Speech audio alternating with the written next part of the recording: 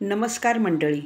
मस्तपैकी असे पावसाळी वातावरण आहे आणि अशावेळी संध्याकाळी चहाबरोबर छोटीशी भूक भागविण्यासाठी काहीतरी असं स्पायसी नमकीन खायची इच्छा होते आणि त्याच्याबरोबर मस्तपैकी कडक चहा. नमकीन आणि असे स्पायसी काय खायचं तर कुरमुऱ्याचा चिवडा किंवा भडंग काही म्हणा. तर इथे मी अर्धा किलो कुरमुरे घेतलेले आहे आणि 5-6 हिरव्या मिरच्या. तर हिरव्या मिरच्या तुमच्या आवडीनुसार घ्या किंवा नाही घेतल्या तरी चालतील. कोणाला तिखट पाहिजे असतं, कोणाला तिखट चालत नाही. तर हिरव्या मिरच्या मी मध्ये अशा चिरून घेते आणि तुम्हाला जर का बारीक चिरून घालायच्या असतील तर बारीक चिरून घाला. मध्ये चिरून घेतलेल्या हिरव्या मिरच्या बाजूला ठेवून देऊया. इथे मी 8-9 लसूण पाकळ्या घेतल्या, सालीसकटच घेतलेल्या आहेत आणि सालीसकटच त्याला मी ठेचून घेणार.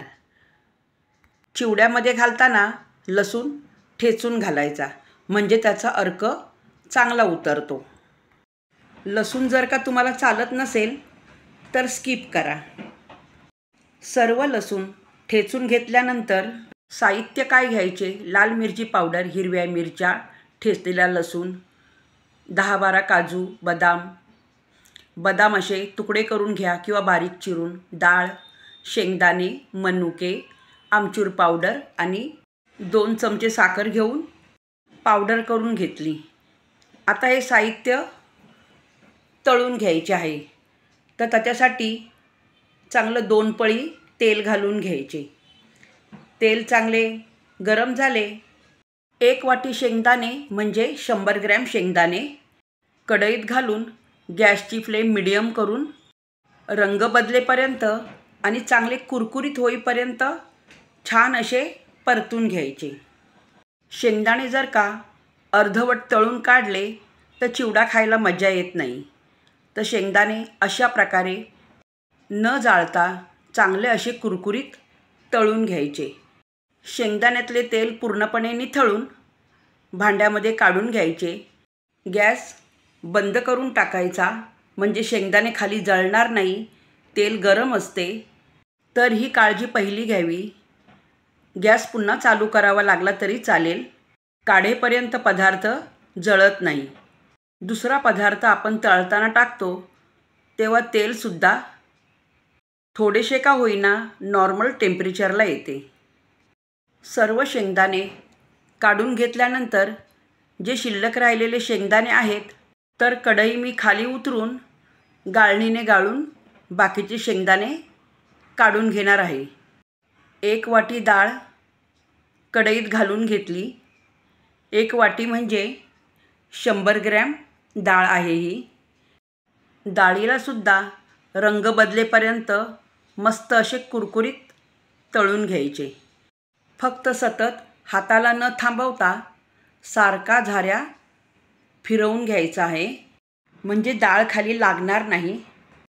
डाळ आता चांगली कुरकुरीत तळून घेतली. आता चमच्याने पूर्णपणे तेल निथळून डाळ भांड्यामध्ये काढून घ्यायची. सर्विस डाळ काय झाऱ्यामध्ये किंवा चमच्यामध्ये येत नाही. तर जेवढी निघेल तेवढी मी चमच्याच्या साहाय्याने काढून घेते. जी काही शिल्लक राहिलेली डाळ राहील तिलासुद्धा मी गाळणीने गाळून काढून घेणार आहे. डाळ काढून घेतल्यानंतर आता याच्यामध्ये काजू आणि बदाम घालून घ्यायचे. गॅसची फ्लेम मध्यम आचेवर ठेवून सतत परतून घ्यायचे. इथे मी 10-12 काजू आणि 10-12 बदाम मध्ये काप करून घेतले. बारीक चिरून नाही घेतले कारण तळायला सोपे जातात. काजू बदामचा रंग हलकासा बदलला की गॅस लगेच बंद करून घ्यायचा आणि भांड्यामध्ये काढून घ्यायची. तेलामध्ये आता अर्धी वाटी मनुके घालून घेतले. तेल चांगले गरम असल्यामुळे मनुके लवकर परतून होतात. मनुके घेताना आंबट न घेता गोड घ्या. चिवड्यामध्ये खायला छान लागतात. आता पूर्णपणे तळून घेतलेले मनुके भांड्यात काढून घेतले. सर्व पदार्थ तळून झाल्यानंतर एवढे तेल शिल्लक राहिले तर जास्तीचे तेल आहे ते आता गाळून काढून घेऊया आणि जेवढे आपल्याला पाहिजे तेवढे 2 चमचे तेल आता याच्यामध्ये कढईत घालून घ्यायचे। कुरमुऱ्याचा चिवडा बनवताना एकच पळी तेल लागले, जास्त तेल याला नाही लागत। तेल चांगले गरम झाले, आता याच्यामध्ये लसूण घालून घ्यायचा। लसूण चांगला लाल रंगाचा अगदी ब्राऊन होईपर्यंत चांगला परतून घ्यायचा आहे। गॅसची फ्लेम मीडियम ठेवायची म्हणजे लवकर परतून होईल। लसूण जर का तुम्हाला चालत नसेल तर नका घालू। लसूण चांगला तेलामध्ये परतून घेतला ना त्याचा अर्क चांगला उतरतो। लसूणसुद्धा चांगला कुरकुरीत तळून झाला, अशा प्रकारे लसूण तळून घ्यायचा आहे। गॅसची फ्लेम आता मंद ठेवायची। हिरव्या मिरच्या घालून घ्यायच्या। हिरव्या मिरच्या चांगल्या परतून घ्यायच्या, कच्च्या नाही ठेवायच्या। हिरव्या मिरच्या चांगल्या परतून घेतल्यानंतर त्याच्यामध्ये आता 1 टीस्पून हिंग घालून घ्यायचे। हिंग जाळून न देता ताबडतोब त्याला परतून घ्यायचे। आता याच्यामध्ये 1 टीस्पून हळद घालून घ्यायची। 1 टीस्पून हळद घाला, जास्त हळद नका घालू। आणि हळदसुद्धा न जाळता लगेच परतून घ्यायची। लसूण, मिरच्या, हळद चांगले परतून झाल्यावरती आता याच्यामध्ये कुरमुरे घालून घ्यायचे। कुरमुरे घातल्यानंतर गॅसची फ्लेम एकदम मंद ठेवायची आणि मंद आचेवरती कुरमुरे चांगले फक्त 2 मिनिट परतून घ्यायचे आहे। कुरमुऱ्याला थोडा का होईना शेक देणं गरजेचं आहे। कुरमुरे चांगले गरम केले, पावसाळ्यामध्ये न शेदाळता चांगले कुरकुरीत राहतात। भेळपुरी, पोहे यासारखे तांदळापासून बनविलेले पदार्थ सगळ्यांनाच आवडतात। कुरमुरे खायला स्वादिष्ट लागतात, पण त्याचे तुम्हाला फायदे माहिती आहे का? चला तर मग जाणून घेऊया कुरमुरे खाण्याचे फायदे। संशोधनानुसार कुरमुऱ्यामध्ये कॅल्शियम आणि पोटॅशियम हे घटक पुरेसे प्रमाणात असल्यामुळे हाडे मजबूत व निरोगी राहण्यास मदत होते। पूर्वीच्या काळी लोक लहान मुलांसमोर कुरमुऱ्याची वाटी ठेवून द्यायचे। कुरमुरे पचायला सोपे असतात, शिवाय याच्यामध्ये भरपूर फायबर असल्यामुळे पचनशक्ती चांगली मजबूत होते।